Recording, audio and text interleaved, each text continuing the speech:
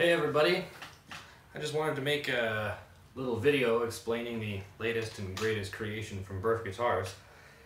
This is made for a customer out in Manitoba, and he had a lot of very unusual ideas that all came together really nice. So just to explain a little bit that's more obvious, the guitar has a Jatoba neck, solid one-piece Jatoba neck, AAA grade flame maple with a two-stage green die that we called Emerald, hand-painted logo by the wife, glow-in-the-dark fret markers. It's not dark so you can't tell. We've got Payback cigar box, a bridge made by me out of the Jatoba, the leftover Jatoba from the neck, with GFS solid titanium Strat style saddles on there. These are two PAF-style humbuckers made by Gemini pickups, which are really just stellar, out of this world. Awesome, really clear hi-fi sound. And each of those pickups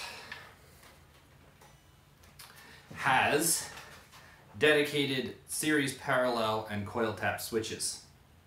So this is the pair for the neck, this is the pair for the bridge neck pickup, as well as volume and tone and a 5-way switch.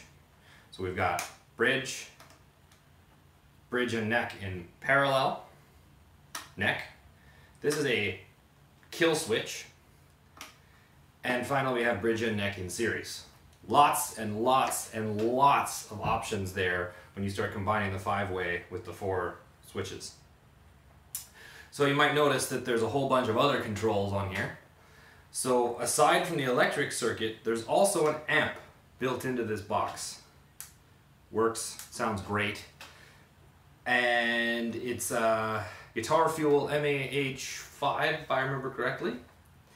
So it's got your volume with your on-off. It's got a bunch of different modes ranging from light distortion to all-out metal mayhem. And this is a tone knob. It also has an AA tuning note.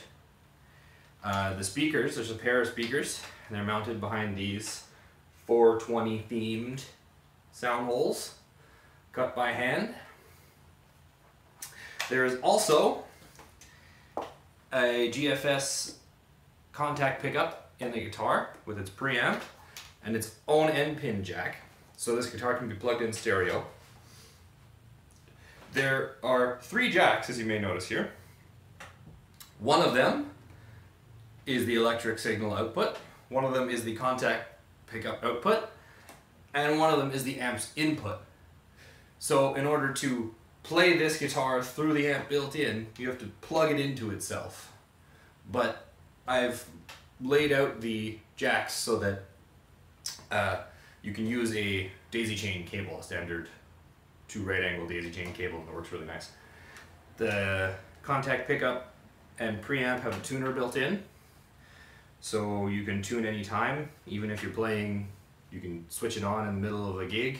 Doesn't matter, as long as you're not using the acoustic output, it doesn't affect the electric output whatsoever. They're completely separate. The guitar is held together with 4 latches, as well as the neck support is bolted into the back of the guitar. This guitar can be completely opened up. There's a couple different steps, and once you get it all disassembled, the lid actually comes out and you can work on the electronics. There's battery access without doing that. Oh, just a little fun detail, the built-in amp has both a headphone out and MP3 in, so you can jam along to your favorite songs, and you can plug the guitar into a separate amp while the song is playing through the guitar itself. And finally, just for a fun little thing, the customer was very enthusiastic about the face on the box. And so we really wanted to highlight the 420 theme and the green and the monster aspect of it. So I put an LED inside with a nice big old plastic green switch to turn it on and off, runs off the 9-volt from the amp. So when you're playing through the amp, the LED actually pulses to what you're playing. The dims the harder you play, which is really cool. Anyway, so that's the basic rundown of this guitar. Oh, can't forget the Grover Super Rotomatic tuners. Straight pull headstock. First one I attempted, and it's damn close. Very happy about that. Anyway, so this is the Green Monster by Burf Guitars. The Green Monster by Burf Guitars. Rawr. Stick around if you want to hear me play a Freddie King song on it. Thanks for listening.